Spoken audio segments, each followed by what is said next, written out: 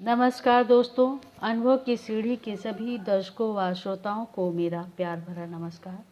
दोस्तों, पुस्तक चर्चा के रूप में आज हम जिस पुस्तक की बात करने जा रहे हैं उसका नाम है किवाड़ों पर थाप।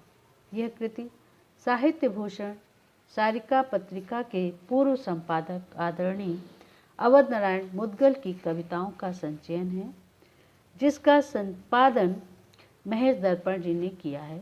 महेश दर्पण जी सारिका, दिनमान, सांध्य टाइम्स, नवभारत टाइम्स आदि पत्र पत्रिकाओं के संपादन से जुड़े रहे।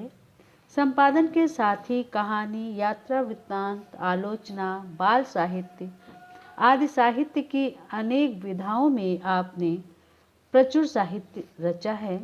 सृजन की इसी श्रृंखला में आपके द्वारा संपादित कृति किवाड़ों पर थाप अत्यंत महत्वपूर्ण कार्य है। यह कृति प्रलेख प्रकाशन मुंबई से प्रकाशित हुई है। इस कृति की लंबी समीक्षा आदरणीय भारतेंद्र मिश्र ने लिखी है, जो साहित्य अकादमी की पत्रिका समकालीन साहित्य के सितंबर-अक्टूबर 2022 के अंक में प्रकाशित है।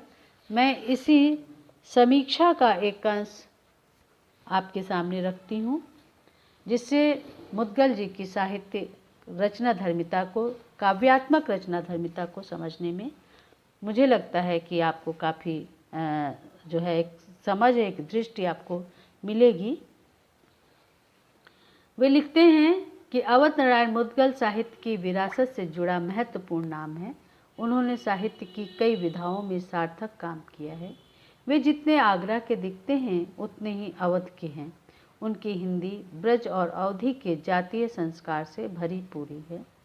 मराठा जीवन और दिल्ली का खुरदरा राजनीतिक समाज और यहाँ की संस्कृति, सब कुछ मुद्गल जी ने निकट से देखा, समझा और आत्मसात किया। एक समावेशी भाषाई चेतना उनके लिखे साहित्य में सर्वत्र विद्यमान है। यही कारण है कि मुद्गल साहित्यिक पत्रकारिता के स्तंभ के रूप में याद किए जाते हैं। खासकर हिंदी की नई कहानी और संस्मरण जैसी विधाओं को समझने और उसकी नवीन संवेदना को चिन्हने का काम सारिका के माध्यम से मुद्गल ने बखूबी किया है। वे जितने अच्छे गद्यकार और संपादक रहे, उनकी कविताएं भी कम महत्वपूर्ण नहीं हैं। महेश दर्पण ने किवाड़ों पर थाप शीर्षक से उनकी कविताओं का संचयन किया है। महेश दर्पण की विस्तृत भूमिका मुद्गल की कविताई के ऐतिहासिक क्रम को रेखांकित करने के लिए बहुत कारगर है। इन कविताओं को पढ़ने से लगता है कि मुद्गल की कविताई अपने समय की लय को पकड़कर आगे बढ़ती है। भाषा तो कथ्य के निहितार्थ को उजागर करती हुई चलती ही है। कहीं कहीं सौंदर्य के अलक्षित बिंब भी बेहद आकर्षक बन जाते हैं। एक उदाहरण कि जिंदगी बहती हुई धारा, जिंदगी जलती हुई बाती, पहुँच पाई जो न प्रिय के पास, जिंदगी वह राह की पाती। संवेदनशील व्यक्ति के लिए जिंदगी किसी अपने के प्रति प्रणय निवेदन के प्रत्युत्तर की प्रतीक्षा है। ऐसे खत जो राह में ही अटक कर रह गए, लोगों ने पूरी उम्र उनके जवाब की प्रतीक्षा में काट दी। हालांकि ये 60 के दशक की कविताई का स्वर है। उस दौर में कवि सम्मेलनों में ऐसे मुक्तक बहुत सराहे जाते थे। छायावाद का रोमानी प्रभाव तो था ही। रूपनारायण त्रिपाठी, रमानाथ अवस्थी, गोपाल दास, नीरज आदि उन दिनों ऐसे ही मुक्तक पढ़ा करते थे। परंतु आज भी कविता की शाश्वत रागात्मक संवेदना चुकी नहीं है। न प्रेम की अभिव्यक्ति पर अंकुश लगा, न प्रेमियों की प्रतीक्षा ही समाप्त हुई। बस थोड़ी सी तकनीकी जटिलता हमारे जीवन में अवश्य आ गई है। दूसरी ओर मुद्गल अपने समय के खुरदुरेपन को भी बखूबी लिखते हैं। कुछ पंक्तियां तो ऐसी भी मिलती हैं जिन्हें पढ़कर लगता है कि ये आज ही कही गई हैं। एक गज़ल के 2 शेर देखिए कि वे शहर की गंदगी के नाम पर ही आदमियत को बुहारे जा रहे हैं। जानवर बिकते रहे जिस हाट में, अब आदमी ट्रक से उतारे जा रहे हैं। मवेशियों की तरह आदमी ट्रक में भरकर आज भी बाजार में ले जाए जा रहे हैं। वे दृश्य हमारी बाजारवादी व्यवस्था के सजीव चित्र हैं। एक तरफ मनुष्य को सामान बनाकर मॉलों और बड़े बाजारों में उतार दिया गया है, तो दूसरी तरफ से बाजार हमारे घर में ही घुस आया है। यह आज का बाजार और बाजारूपन हमें सोने भी नहीं देता। मार्मिक गहन और चित्रात्मक भाषा की सहजता मुद्गल की कविताएं को अर्थ संपन्न बनाते हैं। किवाड़ों की थाप में मुक्तक, गजल, गीत और मुक्त छंद कविताओं को यथास्थान तिथिवार संकलित करके महज दर्पण ने अत्यंत सराहनीय काम किया है। असल में कविता वही है जो कवि की अभिव्यक्ति से जन की भाव भंगिमा तक की सहज यात्रा कराती है, समाज को मनुष्य की संवेदना के आयाम से जोड़ती है और कभी कभी दिशा भी देती है। संग्रह में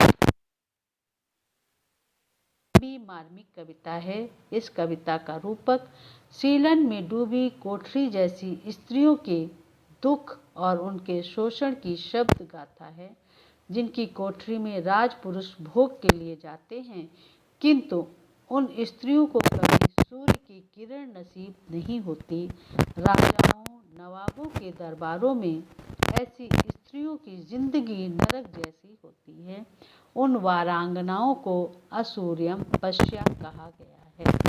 असूर्यम पश्या का अर्थ है वह स्त्री जिसकी देह को कभी सूर्य की किरण ने ना छुआ हो। इस कविता का एक अंश देखिए कि मैंने इस रुग्णा का प्यार भी देखा है और देखा करता हूँ। जब भी मैं आता हूँ टूट कर थक कर, तब यह टूटे घिसे किवाड़ों को खटका कर खांसती है। स्वागत में प्रस्तुत कर देती है सीलन का अश्रुदल पद प्रक्षालन को। यह कविता केवल मुद्गल के सीलन भरे निवास के यथार्थ को ही इंगित नहीं करती, वरन अपने आप में स्त्री विमर्श का सांस्कृतिक आख्यान भी रचती हुई आगे बढ़ती है। कवि को महाभारत के मिथकों के माध्यम से भी अपने समय की बात कहने में महारत हासिल है। काव्य पंक्तियाँ देखिए। जब सत्ता धृतराष्ट्रों के हाथ में होती है तो सत्ता की गोटियाँ शकुनियों के हाथ से ही बिछती हैं। जब सत्ता धृतराष्ट्रों के हाथ में होती है तो सत्ता की गोटियाँ शकुनियों के ही हाथ से बिछती है। आगे मैं एक कुछ अंश समीक्षा का और पढ़ती हूँ कि संस्कृत निष्ठ भाषा और प्रतीकों से झांकती समकालीन संवेदना उनकी कविताई में जीवन का रस घोलती चलती है। कर्ण के माध्यम से कवि कहता है, हम सुरक्षित नहीं हैं, भले ही कवच कुंडल पहनकर पैदा हुए हों। कवच कुंडल पहनकर पैदा होना सुरक्षा की गारंटी नहीं। इसके साथ ही संग्रह में कुछ बेहद शोकाकुल करने वाली कविताएं भी देखने को मिलती हैं, जो उन्होंने अपनी बेटी अपर्णा की याद में लिखी हैं। सड़क दुर्घटना में नवविवाहिता बेटी और दामाद की दुखद मृत्यु ने चित्रा और अवध नारायण मुद्गल को तोड़ कर रख दिया था। कई कविताओं में बेटी के असमय चले जाने की पीड़ा शब्दों के साथ अभिव्यक्त होकर पाठक को भी आंसुओं से भिगो देती है। असल में ये कविताएं कविता कम पिता के हृदय से निकले शोकाकुल आख्यान अधिक हैं, जो बेटी के लिए लिखे गए हैं। मुद्गल सारिका के संपादक और गद्यकार के रूप में अधिक चर्चित रहे, तथापि उनके आधी सदी के लेखन में नई पुरानी कविताओं का अपना महत्व है। पहले के लोग कविता से ही लिखने पढ़ने की शुरुआत करते थे।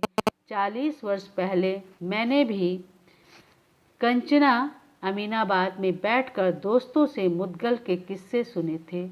उन दिनों पद्म भूषण अमृतलाल नागर जैसे साहित्यकार भी काफ़ी हाउस और अमीनाबाद में बैठकी करते थे। सुखद यह भी है कि इस संग्रह में कवि की लखनऊ के उन पुराने दिनों की कविताएं भी संग्रहित हैं। महेश दर्पण ने मुद्गल की अनेक दशकों की कविताओं का संग्रह करके सचमुच संवेदना के किवाड़ों पर अल्पना की थाप लगा दी है। ये कविताएं कवि की कोरी काल्पनिक अभिव्यक्ति भर नहीं बल्कि उसका अपना जीवन अनुभव भी बयान करती हैं। इसके साथ ही हिंदी कविता के अनेक सोपानों की रंग, गंध और कथ्य भंगिमाओं से भी पाठक को समृद्ध करती हैं। तो दोस्तों, ये थी चर्चा किवाड़ों की थाप, जिसका संपादन महेश दर्पण जी ने किया है, और मैंने जो समीक्षा का अंश पढ़ा है वो डॉक्टर भारतेंद्र मिश्र जी द्वारा लिखी गई है। आशा है कि आपको अवश्य पसंद आई होगी। और चलते चलते मैं इस कृति के संपादक महेश दर्पण जी का संपर्क नंबर उपलब्ध कराती हूँ, कृपया नोट कर लीजिए। 9013266057। नंबर एक बार फिर सुन लीजिए, 9013266057। अगले सप्ताह एक नई पुस्तक की चर्चा के साथ हम फिर मिलेंगे।